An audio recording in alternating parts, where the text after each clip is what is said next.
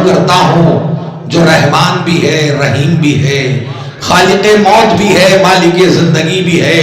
جو جسم و جسمانیات سے مبرہ ہے،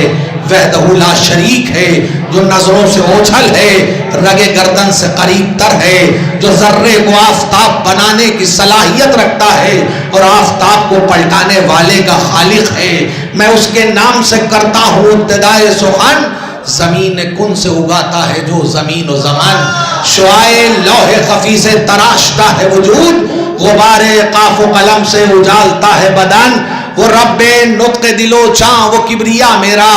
اسی کے اذن سے حاصل مجھے متائے سخن، اور جھکا میں سامنے اس کے تو سرخرو بھی ہوا، نہ شرمسار ہے سجدہ نہ ہے جبیں پہ شکن، اور نوید خلد وہ بخشے کبھی بفیض رسول، کبھی بنام علی دے وہ مجھ کو رزق سخن، اسی کی بارگاہ سے رزق سخن دولت سخن لے کر آج کی اس محفل کا آغاز کر رہا ہوں۔ سوال حمد ہے یا ذوالجلال والاکرام، مگر یہ بندے عاجز کہاں سے حمد کرے، تو ابتدا کے بھی پہلے تو انتہا کے بھی بعد، پس حجاب بھی تو حسن بے نظیر بھی تو، زمانے بھر کا خبرگیر اور خبیر بھی تو، تمام تیرے شناسا ہیں اور راز بھی تو، وہ پاک ماں جو بیٹی کو، وہ پاک باپ جو بیٹی کو ماں پکارتا تھا، وہ پاک مائیں شہیدوں کو جو جوان کرے، وہ حریت جو سلاسل پہن لے پیروں میں، وہ تیرا بخت جو آنکھوں کی روشنی بن جائے، بتاتے جائیں گے ایک لا شریک نور ہے تو، علیم فلسفہ غیبت و ظہور ہے تو، تیرا ظہور ظہور مبیں کا شاہد ہے، تیری صفت احد ہے اور تو ہی واحد ہے۔ اسی وحدہ لا شریک کی بارگاہ میں طریق اپنے سر کو خم کرنے کے بعد یہ ہمارا طریقہ زندگی ہے کہ ہم اس معبود حقیقی کی سب سے عظیم ذات کا ذکر کرتے ہیں، جسے رسول کہا جاتا ہے، جسے ختم رسول کہا جاتا ہے، جس کی وجہ سے اس کائنات کو خلق کیا گیا، اور یہی وجہ ہے کہ دنیا نے نعت کو تو اپنا لیا، لیکن تاریخ انسانیت کا پہلا نعت وہ شاعر جسے جناب ابو طالب کہتے ہیں، دنیا نے اسے فراموش کر دیا، اور نعت اس وقت تک مکمل ہی نہیں ہو سکتی جب تک وہ زبان ابو طالب سے نہ آگے بڑھے، کیونکہ جناب ابو طالب کو حق ہے کہ اس ذات کا ذکر کرے کہ جس نے اپنی آنکھوں کے سامنے رسول کو آغوش کی منزلوں سے معراج کی منزلوں تک دیکھا، وہی رسول کی تعریف کر سکتا ہے، وہی رسول کی مدح سرائی کر سکتا ہے۔ اور نعت لکھنی ہے تو لفظوں کی طہارت مانگو، نعت لکھنی ہے تو لفظوں کی طہارت مانگو، اور پاکیزہ خیالات کی دولت مانگو، جب یہ مل جائیں تو ایک شکر کا سجدہ کر لو۔ اب جناب ابو طالب سے اجازت مانگو، انہی کی بارگاہ سے اجازت لے کر یہ نعت پاک کے مصرے پڑھ رہا ہوں کہ سرکار مدینہ سے جسے پیار نہیں ہے، آج ہماری محفلوں کا تقدس ایسا ہوتا جا رہا ہے کہ جس کو دیکھنے کے بعد یہ کہنا پڑتا ہے کہ سرکار مدینہ سے جسے پیار نہیں ہے، فردوس میں جانے کا وہ حقدار نہیں ہے۔ اور تہذیب سے آؤ، یہاں تہذیب سے بیٹھو، درگاہ محمد ہے یہ دربار نہیں ہے، درگاہ محمد ہے یہ دربار نہیں ہے، درگاہ محمد ہے یہ دربار نہیں ہے۔ آئیے حضرات، یہ رات بڑی پرنور ہے، یہ رات بڑی حسین ہے، یہ رات اپنے دامن میں اپنے ہمارے کشکولوں کو بھرنے کی صلاحیت رکھتی ہے، یہ رات بڑی عظیم ہے۔ یہ رات اس لیے بھی عظیم ہے کہ خالق کائنات کی بارگاہ کا جو سب سے امیر ہے، جناب امیر کی یاد کو تازہ کر رہی ہے، اور اس کے گھرانے کی وہ عظیم شخصیت جسے جناب سکینہ کہتے ہیں، اس کی یاد کو بھی تازہ کرنے کے لیے یہ رات آج منعقد کی ہو کر علی ابن ابی طالب کی مدح سرائی کر رہے تھے۔ آئیے سلوات بھیجتے ہوئے اندر تشریف لیں، نعرہ سلوات۔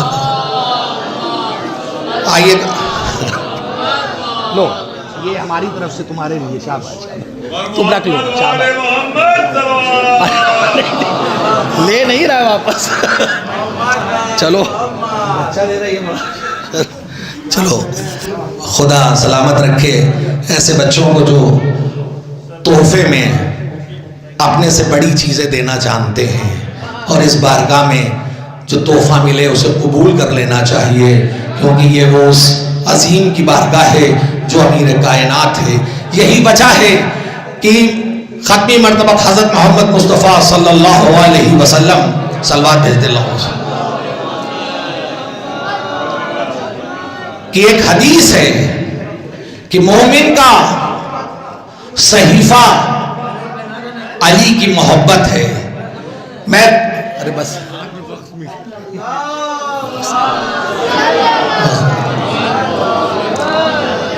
مومن کا صحیفہ علی ابن ابی طالب کی محبت ہے. یہ کون کہہ رہا ہے؟ رسول کہہ رہے ہیں. یعنی اب کسی بھی مومن کے دل میں جو محبت پائی جاتی ہے وہ علی ابن ابی طالب کی محبت ہے, کیونکہ عنوان ہے اس صحیفے کا, عنوان علی کی محبت ہے. لیکن یہاں پر دو جملے, کیونکہ زیادہ وقت نہیں لینا, ایک طویل فہرست ہے شورائے کرام کی, وقت نہیں لینا, لیکن اتنا ضرور کہنا چاہوں گا کہ کاش ہم نے علی ابن ابی طالب کے نام کا نعرہ لگانے کے ساتھ ساتھ, علی ابن ابی طالب کی معرفت حاصل کرنے کے ساتھ ساتھ عملی طور پر بھی علی ابن ابی طالب کو سمجھا ہوتا. علی ابن ابی طالب نے اپنی زندگی میں جن زاویوں کے حوالے سے گفتگو کی, جن زاویوں کے حوالے سے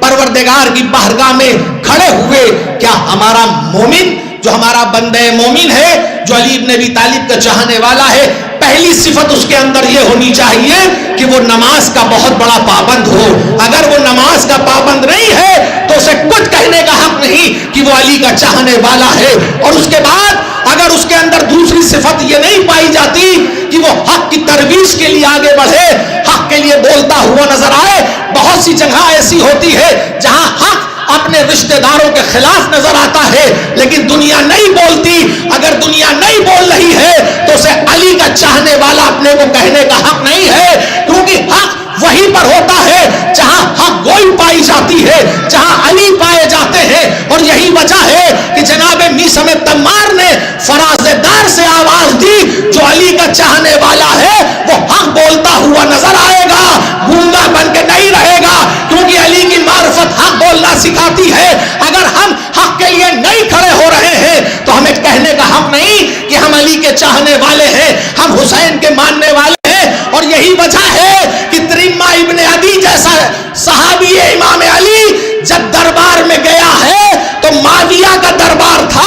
جانے کے بعد ایک بار دیکھا بہت لمبی چوڑی قالین لگی ہے, بہت اچھی قالین لگی ہے. اب معاویہ سے سوال بھی کرنا ہے, علی کا پیغام بھی پہنچانا ہے. کوئی اور ہوتا تو معاویہ کے دربار میں ڈر جاتا, لیکن جیسے ہی دیکھا کہ تریمہ ابن عدی اپنی جوتیوں کو اٹھا رہے ہیں, ایک بار معاویہ نے کہا نہیں جوتی پہن کے چلے آؤ, تمہاری جوتی سے میری قالین گندی ہوتی ہے تو ہو جانے دو, اب یہاں پہ حق بولنا تھا. تریمہ ابن عدی نے کہا میں تیرے قالین کے گندے ہونے کی فکر نہیں کر رہا ہوں, اپنی جوتی کے گندے ہونے کی فکر کر رہا ہوں.